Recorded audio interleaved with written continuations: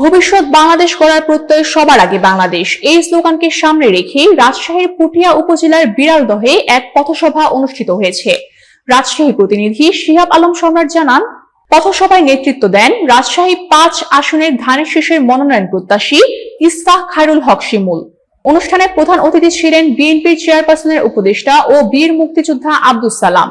বিশেষ অতিথি ছিলেন রাজশাহী জেলা বিএনপির আহ্বায়ক আবু সাইদ এবং মহানগর বিএনপির আহ্বায়ক বীর মুক্তিযোদ্ধা এরশাদ আলী ঈশা। সভাপতিত্ব করেন বানেশ্বর ইউনিয়ন বিএনপির সদস্য সচিব আব্দুল মজিদ। বক্তারা বলেন, ইসফাহ খায়রুল হক শিমুলের নেতৃত্বে তৃণমূল বিএনপির নতুন উদ্দীপনায় কাজ শুরু করেছে। তারা দাবি করেন, আগামী দিনের বাংলাদেশ হবে জনগণের বাংলাদেশ, যেখানে গণতন্ত্র ও ন্যায় বিচার প্রতিষ্ঠিত হবে।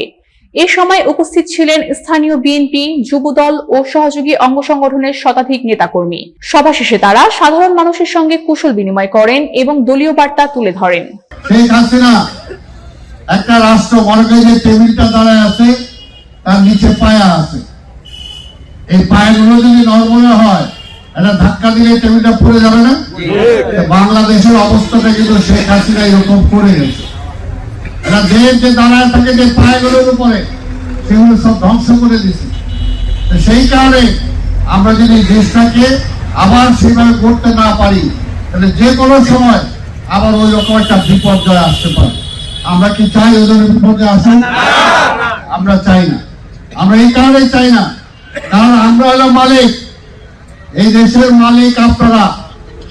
এই দেশের মালিক কি ভারত না আমরা? আমরা এই দেশের মালিক। এই দেশের মালিকানা বেঁচে দিছিল, এখন বলতে সেই মালিকানা আমরা ফেরত পাই নাই।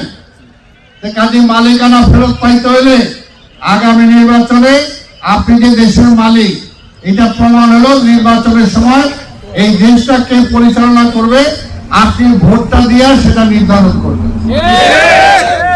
ওরা ওইটা দিতে চায় না। ওরা একবার বলে পিআর সিস্টেম, ওইটা হবে। পিআর সিস্টেম কি আপনারা বুঝেন? বুঝেন না। পিআর সিস্টেমটা এমন যে তারা ৩০০টা সিটে দাঁড়াইব।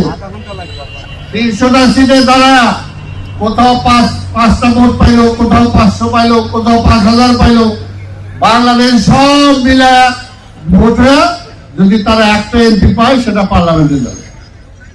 আর মনে করেন এই সিটে আমরা দিলাম একজনকে, আপনারা তাকে নির্বাচিত করলেন, কিন্তু যদি বিএনপির তালিকায় মনে করেন বিএনপি ৩০০টা নাম দিল, ৩০০টা নামের মধ্যে বিএনপি ১৫০টা সিট জিতলো, ওই ১৫০ জনের মধ্যে যদি তার নাম না থাকে, আপনি জিতাইলেও সে এমপি হবে না।